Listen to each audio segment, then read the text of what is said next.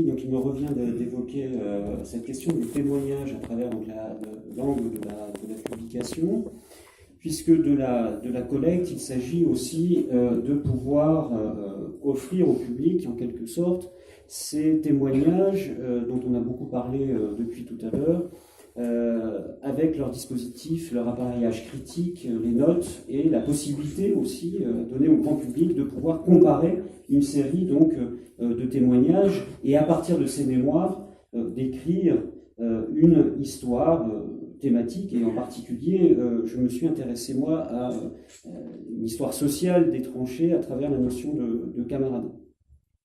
Ce passage par la publication est importante. Je signale, avant de passer aux éditions Privat, donc dans le cadre de cette journée, d'évoquer la publication très récente de la Grande Guerre des Français, qui est en fait, à la suite de la Grande Collecte, la publication de 1200 documents qui ont été justement collectés en 2014. Le livre, vous pouvez le trouver aujourd'hui dans les meilleures librairies, et il est présenté par une docteur, et aujourd'hui maître de conférence, qui est Clémentine Vidal-Naquet, et qui a travaillé justement sur les sources, en particulier intimes, produites pendant la Première Guerre mondiale. Parce qu'il s'agit évidemment de témoignages à la fois de soldats, mais aussi, on en a peu parlé jusqu'à présent, de civils. Donc vous pouvez retrouver ces fruits du fort privé lié à la Grande Collecte à travers ce livre, donc publié par la mission du centenaire, La Grande Guerre des Français.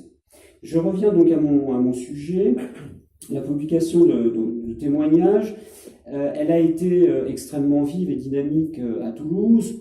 On peut évidemment relier cette effervescence éditoriale à la présence évidemment de Rémi Casals à l'université de Toulouse, le Mirail à l'époque, aujourd'hui Jean Jaurès, à travers la première collection qui s'intitule Témoignages pour l'histoire. Et il faut évidemment contextualiser à minima cette effervescence autour de la question du témoignage. Nous sommes au début des années 2000. Louis Barthès donc, a été publié en 1978, exactement. Donc, nous étions dans une phase de la mémoire de la Grande Guerre où commençait à apparaître justement le témoignage des soldats en tant que tel, et l'expérience combattante individualisée à travers justement, et en particulier, des témoignages populaires.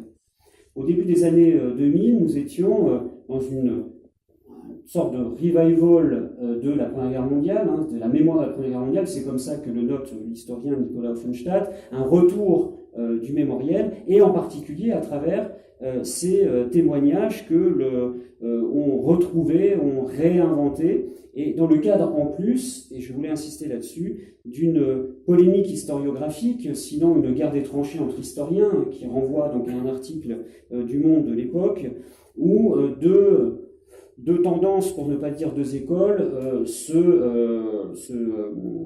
étaient rentrées en polémique autour de la question justement de la présence des soldats dans la guerre, de leur ténacité, les uns y voyant une contrainte à la guerre, et on a eu tout à l'heure le témoignage de Dominique Richard, sur lequel ces historiens, et en particulier du CRIT 14-18, se sont appuyés, et de l'autre,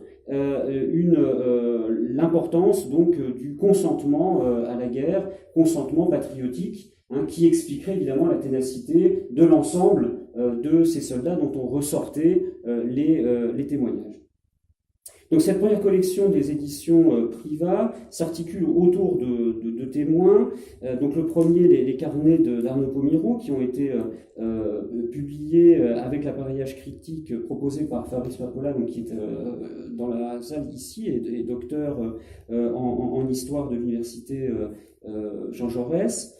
Et donc le second, la correspondance d'un soldat de 21 ans, Henri Despérières, originaire du Lot-et-Garonne, qui a donc mis en place une correspondance nourrie avec sa famille entre août 1914 et même avant la guerre, puisque ce qui est intéressant aussi à travers ces témoignages, c'est d'en montrer la contextualisation chronologique, puisqu'il commence à écrire à ses parents lorsqu'il est à la caserne, donc avant la guerre. Et on peut voir justement et étudier le basculement de ce jeune conscrit dans l'aventure de la guerre, pour ensuite le suivre jusqu'en septembre 1915 où il disparaît sur le champ de bataille dans la Marne et il sera déclaré mort pour la France en 1921, c'est-à-dire bien après la guerre puisqu'on n'a jamais retrouvé son corps.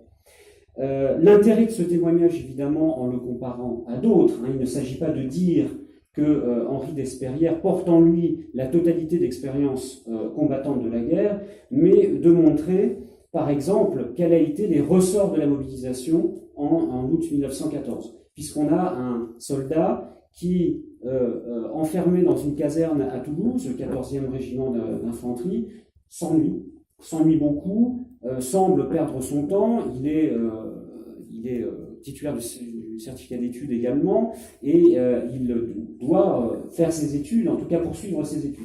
Donc il s'ennuie dans cette caserne, dans un service militaire qui est à l'époque, je vous le rappelle, de 3 ans, et on voit 2 ressorts de la mobilisation qui montrent ce pourquoi il a adhéré à la guerre en particulier au mois d'août, au moment de la mobilisation. Le premier, c'est cet ennui à la caserne.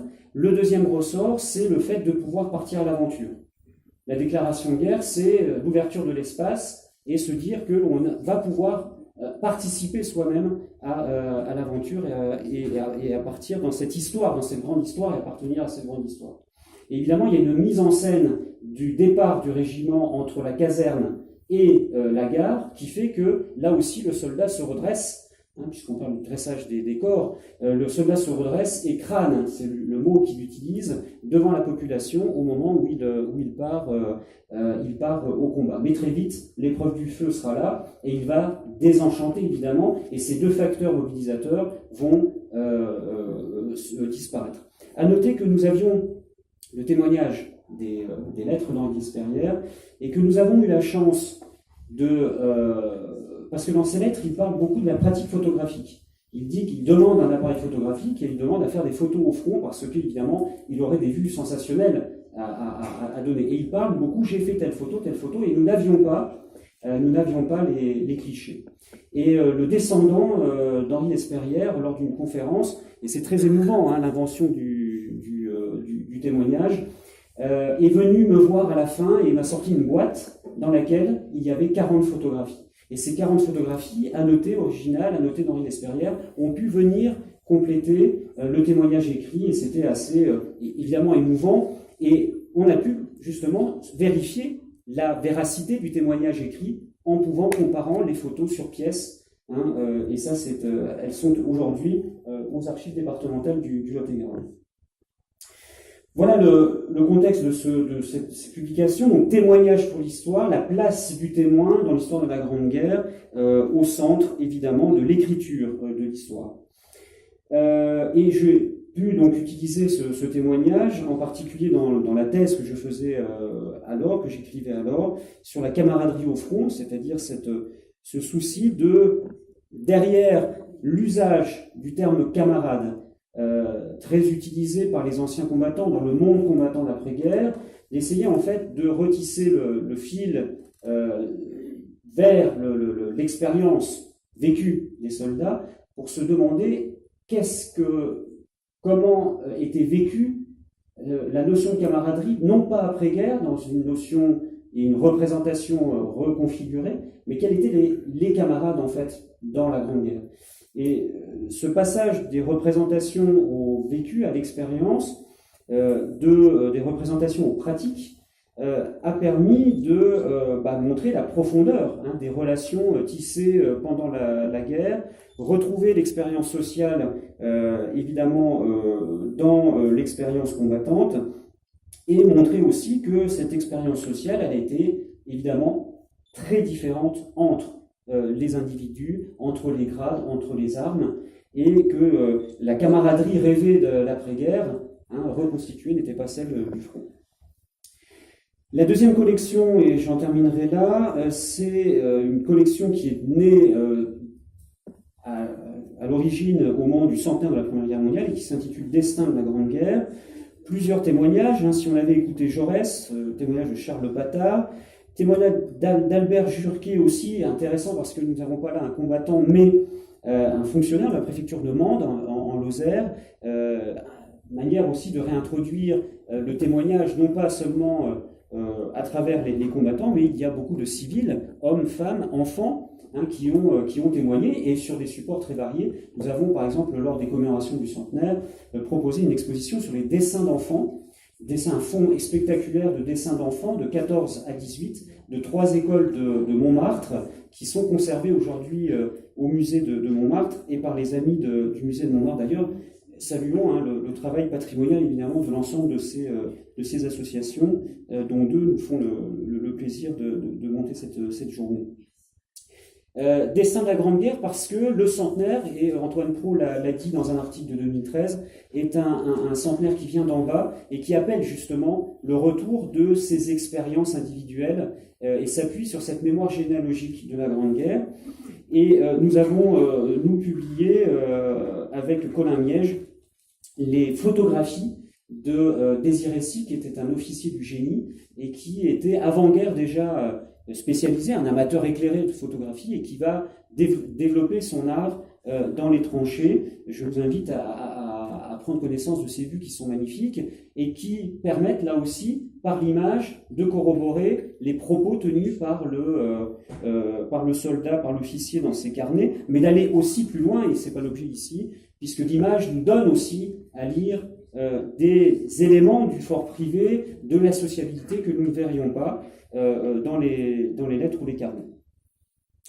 Voilà en quelques mots ce que je voulais dire sur l'importance de cette publication des témoignages, de cette mise à disposition auprès du public, et parce que nous sommes en terre de rugby, souligner aussi la publication par les éditions Privat il y a quelques jours d'une biographie de Maurice Boyau. Maurice Boyau, qui était donc un as de la Grande Guerre, disparu en 1918, mais qui était surtout un international de rugby, qui a donné son nom au stade de Dax aujourd'hui, Maurice Boyau, et qui me ramène donc aux commémorations du centenaire. Voilà une petite, puisqu'on parle beaucoup des commémorations depuis tout à l'heure, une petite école de l'Aveyron, Saint-Félix-sur-Sorgue, a travaillé sur Maurice Boyau, sur ce témoignage, ce parcours de guerre d'un rugbyman et d'un as de la Grande Guerre, et a donné son nom, Maurice Boyau, à l'école du village, à l'occasion d'un travail pédagogique mené par la classe. Donc je voulais souligner cette capillarité en quelque sorte entre les commémorations, ce retour des témoignages, cette individualisation des témoignages à travers leur publication, c'est essentiel, et j'espère que c'est un vœu, la fin du centenaire, et vous l'avez souligné, ne marquera pas la fin de cette collecte de témoignages, de cette publication, de cette mise à disposition, mais au contraire pourra conserver que ce centenaire poursuive sa dynamique. Très bien, souhaitons-le.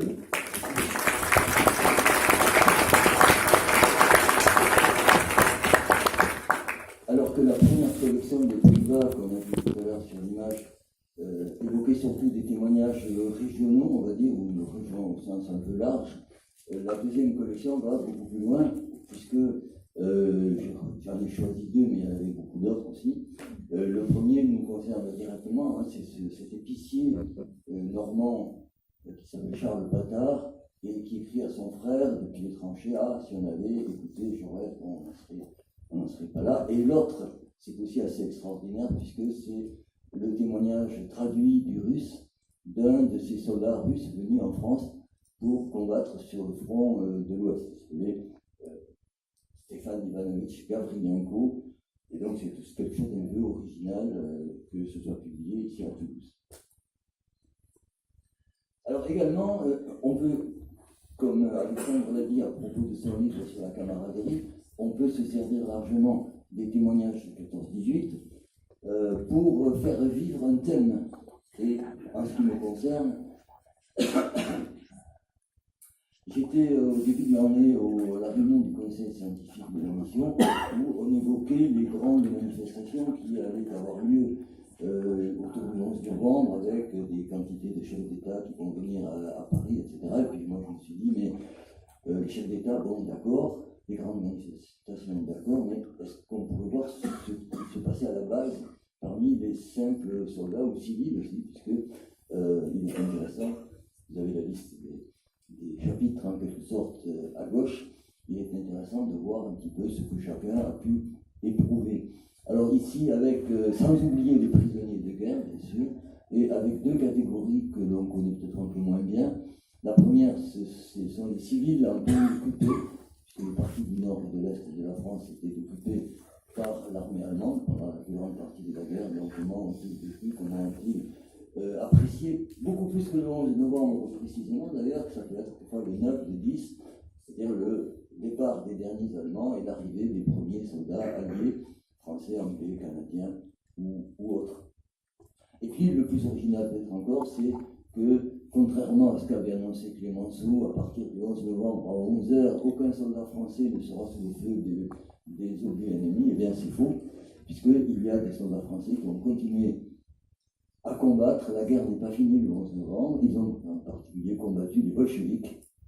Et j'ai des témoignages de soldats français qui se trouvaient à Arkhangelsk, dans le nord, d'autres qui se trouvaient à Odessa, dans le sud. Et alors, le plus remarquable peut-être, ce cultivateur audois qui n'était jamais sorti de son petit village à côté de Carcassonne et qui, le jour de l'armistice 11 novembre 1918, se trouve à Novosibirsk. Et pas tout seul, hein, avec évidemment le bataillon colonial sibérien, voilà, sous commandement japonais d'ailleurs en plus, et il continue encore pendant quelques semaines à se battre contre les bolcheviks. Hein, ça c'est vraiment tout à fait original. Et je ne dis pas que c'est grâce à ce témoignage-là qu'on connaît la question. Bon, il suffit d'aller aux archives de l'armée à Vincennes et on a des dossiers sur le bataillon colonial sibérien, bien entendu. Mais c'est intéressant d'avoir quelqu'un qui était là sur place. Bon, après la collecte et la publication, l'analyse des témoignages. Et vous avez là, à gauche, la couverture du fameux livre de Jean Norton Cru, le gros livre Témoin, qui est un livre tout à fait extraordinaire. C'est une analyse des témoignages publiés de combattants français jusqu'à 1929. Témoignages publiés, mais en disant que dans les tiroirs ou dans les greniers, il y avait encore beaucoup d'autres témoignages qui sont sortis. Et pour le centenaire, avec encore un autre éditeur toulousain, les éditions Midi-Pyrénéennes, dont le directeur est ici, je l'ai aperçu tout à l'heure, nous avons publié ce livre collectif 500 témoins. 33 historiens y ont participé, quelques-uns d'entre eux sont ici parmi nous. Et nous avons été également très fiers d'avoir comme couverture un dessin de Tardy, hein, qui est le fameux dessinateur, et un dessin qui nous a été offert tout à fait gracieusement, c'est tout à fait typique de Tardy. D'un livre à l'autre, on s'aperçoit qu'il y a un rééquilibrage social qui est fait au moins en partie. Quand on regarde la profession des 250 témoins analysés par Norton Cru en 1929, on s'aperçoit que 78% appartiennent aux classes dirigeantes ou intellectuelles, 22% au monde étudiant, mais à l'époque, les étudiants allaient devenir à leur tour intellectuels ou classes dirigeantes, classe populaire, rien. Un peut-être sur 250, et encore on n'est pas tout à fait sûr qu'ils soient vraiment de classe populaire. Avec notre livre du centenaire, 500 témoins, donc déjà il y en a 2 fois plus. Certes, le rééquilibrage est loin d'être parfait, puisque encore les classes dirigeantes et étudiants sont la moitié, mais il y a quand même au moins la moitié, 50% des notices qui concernent des cultivateurs, des artisans, des ouvriers, des petits commerçants, des instituteurs de village, etc. Donc, on a quand même, depuis une trentaine d'années, peut-être même depuis la publication de Louis Barthas. Je crois que la publication de Louis Barthas a été un déclic, qui a déclenché un petit peu la recherche. Alors, juste un mot de conclusion, mais je passerai très vite parce que ça concerne plutôt le monde des historiens. Bon, il y a des historiens qui disent, mais à quoi bon continuer à chercher des témoignages, on a déjà tout dit. C'est pas la peine, mais c'est une idée qu'on trouve toujours soit à confirmer certaines idées qu'il est bon de confirmer, soit on trouve du nouveau. Moi, récemment, j'ai trouvé les carnets d'un sous-marinier français. Un sous-marinier français, c'était gravissime, mais même si on n'avait pas trouvé ça, on ne saurait rien, sur la guerre des sous-marins, qui, en fait, pour celui-là en tout cas, consistait surtout à réparer les avaries du sous-marin. Il faut bien le dire. Également, certains historiens ont dit, mais non, il y a une dictature du témoignage, c'est trop